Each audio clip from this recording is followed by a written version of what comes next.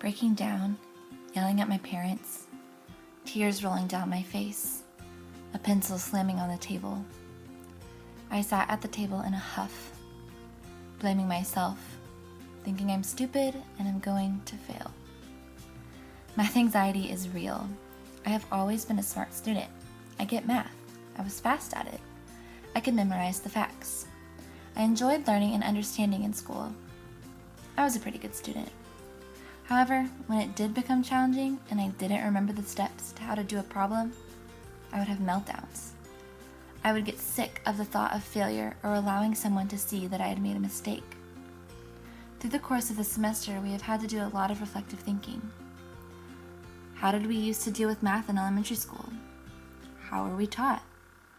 Did we get to work in groups? What was my mindset toward math? Through all of this reflection, I have come to realize how little confidence I had in my math ability as I continued through school. When I eventually have my own classroom, I desire to empower my students. My classroom will be a place of comfort and community. They will know that it is important to fail. We will celebrate our losses just as we celebrate our victories. Everything that we have learned in this Education 370 classroom, I want to implement into my classroom in just a few years. We have learned a lot. There are many ways to teach your students, but I want to have the best practices. I hope my students can benefit from these lessons just as I have. I want to integrate these types of higher thinking activities into my classroom, but I am also frightened to do so. I love the concept of equity. Our country is completely divided. There are rich, there are poor. There are white people, there are black people, there are brown people. All of them beautiful. Regardless of their socioeconomic status, their parents' income, their race, I want to give my students appropriate and equal opportunity to learn. Everyone in my classroom will come in with different levels of knowledge, but I want to do everything that I possibly can to give them background knowledge and understanding of vocabulary before I begin my lessons. My students should have rich and authentic experiences. Not only do I want them to be able to explain fractions, but I want them to be able to feel and see the fractions right in front of them, just as my 4 students got to experience this semester with the fraction circles and fraction strips. They should have the opportunity to work with real-life problems.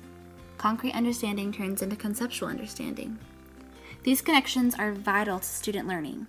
I want to push my students to think for themselves. By probing them with questions, I hope it helps them discover the wonders of math on their own. During the field experience, one of my sweet students had an epiphany that half of the circle was the same as 1/3 plus 1/6. I love seeing the connections that students make. We didn't teach addition with fractions, but because of the manipulatives, she was able to explore all on her own.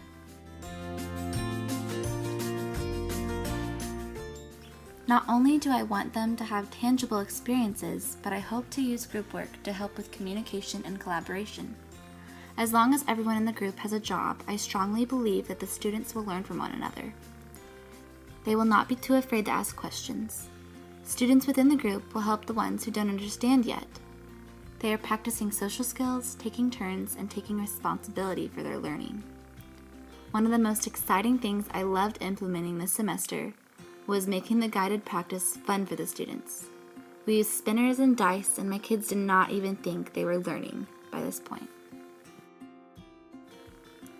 I have discovered so much about teaching and the diversity of my future students.